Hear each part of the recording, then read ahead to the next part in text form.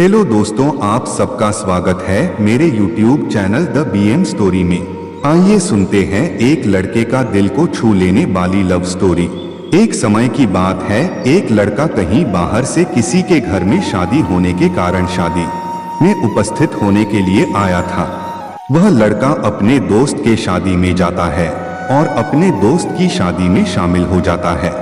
उसके घर से उसके दोस्त काफी ज्यादा दूर होता है, इसलिए वह जल्दी अपने दोस्त के घर में कभी आता जाता नहीं था। उसकी दोस्त की शादी थी, इसी कारण से उसकी दोस्त ने जबरदस्ती उस लड़के को अपने घर बुलाया था निमंत्रण के तौर पर। और वह लड़का शादी के दिन अपने दोस्त के घर आया था। वहां उसे सभी से अच्छी तरह से मिलजुल कर बहुत सारे लोगों से और बहुत सारे दोस्तों से लगाव हो गया था।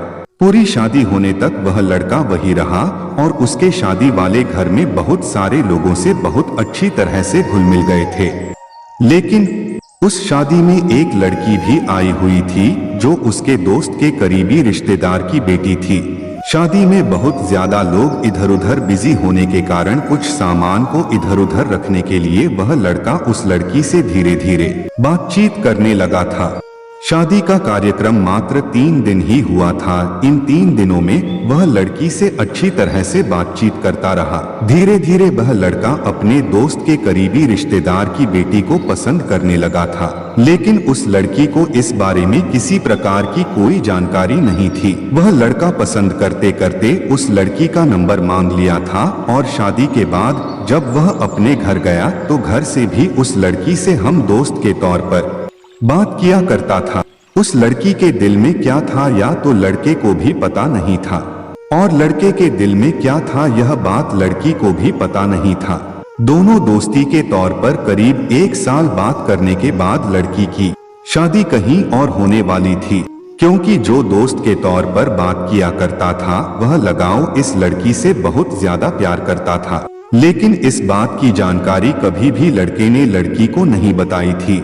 हालांकि लड़की को डोट भी थोड़ा बहुत उससे लगाव था, लेकिन वह बिल्कुल भी ऐसा नहीं सोच रही थी। एक दिन लड़की जब लड़के को फोन करती है और कहती है कि मेरा शादी होने वाला है, तुम मेरी शादी में जरूर उपस्थित होना, हम दोनों बहुत मजे करेंगे। वह अपने दोस्त के बारे में ऐसा है कि जैसे आपने अपने दोस्त के साथ ही में उपस्थित होकर सारा काम किया और सभी को खुश कर दिया था, उसी प्रकार से मेरी शादी में उपस्थित होकर मुझे खुश कर विदाई कर देना। इतना सुनने के बाद उस लड़के के आंखों से आंसू निकल जाते हैं, लेकिन जल्दीबाजी में वह कुछ नहीं कह पाता है।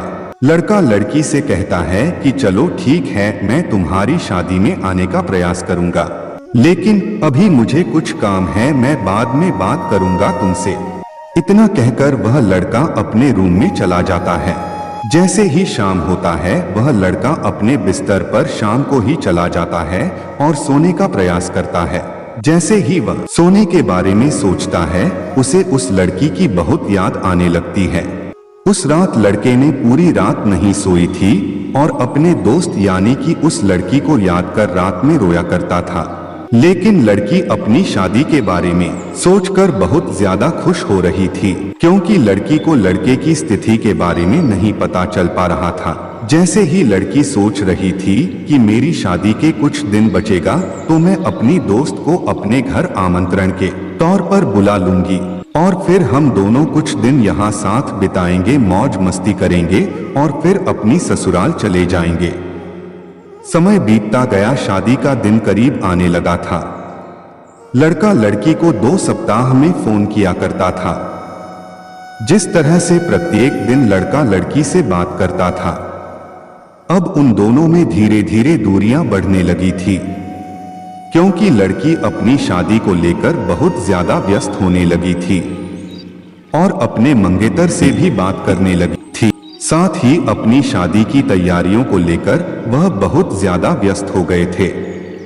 लड़का भी अपनी बेवफाई तथा अपने दोस्त या प्यार से जुदा होने के कारण बहुत ज्यादा तड़प तड़प कर रो रहा था।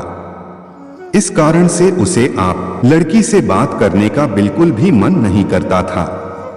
किसी लड़के की शादी तो फिक्स हो गई थी, अगर उससे कुछ मालूम हो जाएगा तो फिर उसे अच्छा नहीं लगेगा। शादी के कुछ दिन पहले लड़की लड़के को फोन करती है और कहती है कि बस एक दिन ही बचा है, कब आ रहे हो तुम।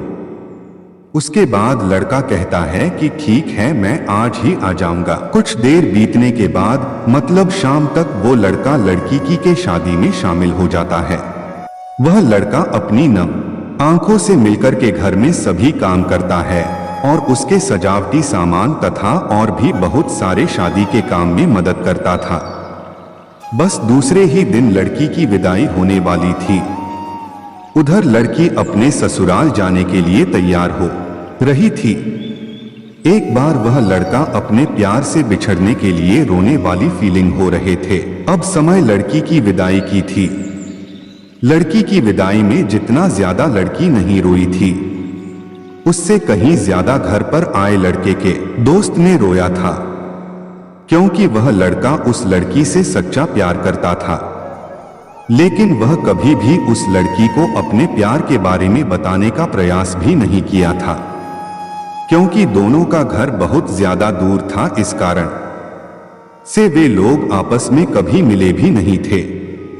ऐसे में वह अपने प्यार का इजहार करने के बारे में कभी सोचा भी नहीं था।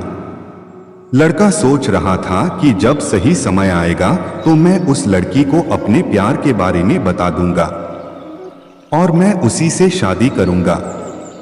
लेकिन उन्होंने अपने प्यार के इजहार करने में काफी वक्त लगा दिया था। इधर लड़की बड़ी हो गई थी, उधर उसके माता पिता उसके रिश्ते की खोज करने लगे थे, जिस कारण से लड़की लड़के एक नहीं हो पाए थे। इस कहानी में सभी प्रेमियों को यही शिक्षा मिलती है कि आप जिससे प्यार करते हैं, जिसके बिना आप नहीं रह सकते हैं, उसको बताने में ही भलाई है।